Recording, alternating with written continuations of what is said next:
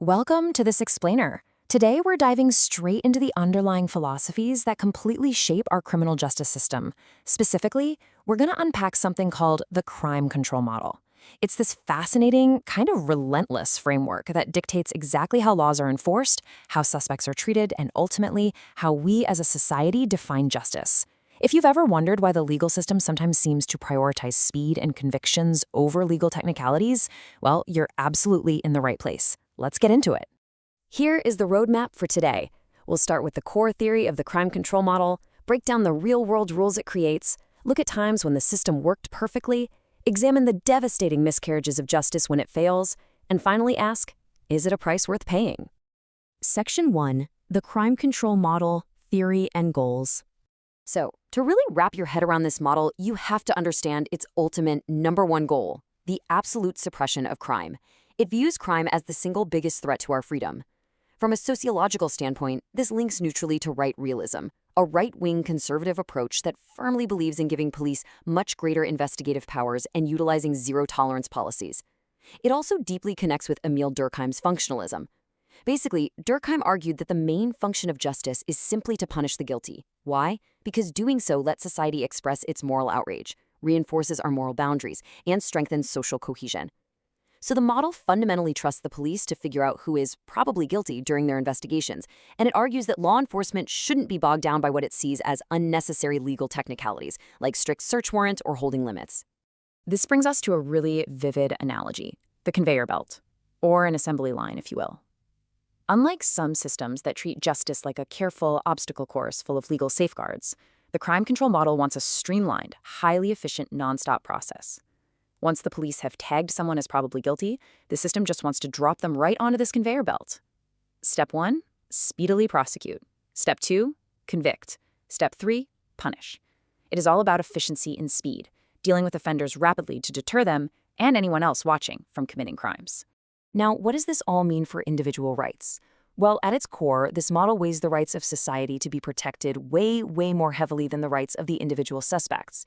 In the eyes of the crime control model, if you put too much emphasis on the accused, giving them excessive legal safeguards, you're inevitably going to expose innocent victims and society at large to more crime. The priority here is crystal clear. Collective safety absolutely trumps individual suspect rights. Moving on to Section 2, Rules of the System, Crime Control and Practice. Okay, so how does this abstract theory translate into everyday legal practice? The crucial thing to understand is that specific hard rules are explicitly designed to bulldoze obstacles out of law enforcement's way. For instance, the system actually allows the court to draw negative inferences if a defendant decides to remain silent during police questioning. It also permits extended police detention for serious offenses. We're talking up to 96 hours for indictable offenses and a massive 14 days for terrorist offenses. It even restricts jury trials strictly to the most serious cases, mainly because magistrates are statistically more likely to convict. On top of that, the rules permit evidence of bad character and previous convictions to be shown in certain situations, and, as we're about to see, it even completely altered the historic double jeopardy rule. Every single one of these rules is engineered to just keep that conveyor belt moving. Section 3. When the system works, delivering justice. A prime, real-world example of the crime control model in action is the Criminal Justice Act of 2003. Historically, we had this incredibly strict due process rule called double jeopardy. It meant you could literally never be tried twice for the same crime once you'd been acquitted. It was the ultimate safeguard for a suspect. But advocates of the crime control model successfully pushed to change this. The 2003 Act altered the rule, meaning a second prosecution for serious offenses is now allowed if new and compelling evidence comes to light. And this change wasn't just some dusty legal debate happening in a vacuum. It was driven by real, passionate campaigns. Anne Ming campaigned tirelessly after the brutal murder of her daughter, Julie Hogg.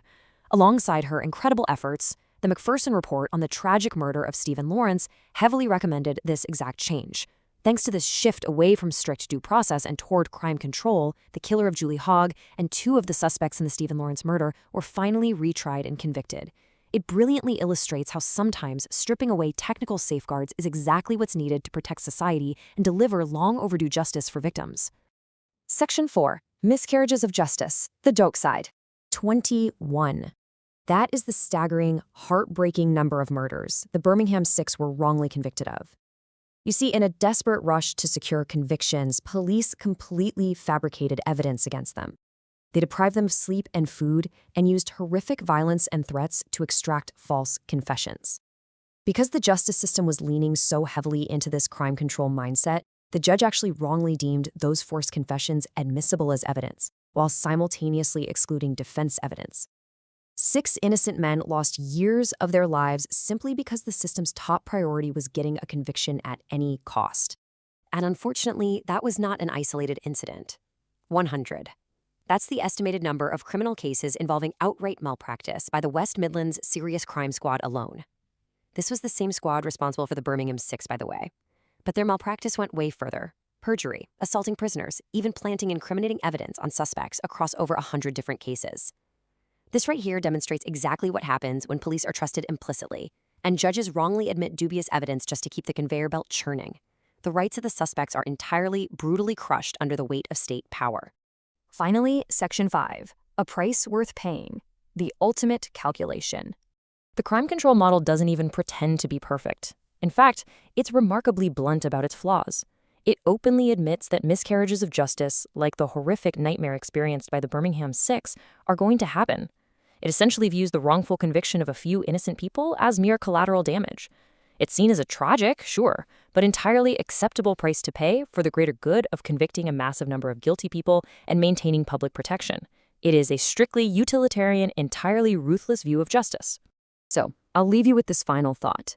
We've seen how the crime control model efficiently suppresses crime, hands the police the tools they say they need, and definitely secures justice for victims like Julie Hogg and Stephen Lawrence. But we've also seen its terrifying capacity to completely ruin innocent lives when the state's power goes unchecked. As you think about how our society handles law and order, ask yourself, where exactly do you draw the line on that conveyor belt of justice? Is the sacrifice of the innocent truly a price worth paying for the safety of the majority? Thanks for joining me on this explainer. Keep asking the hard questions, and I'll catch you next time.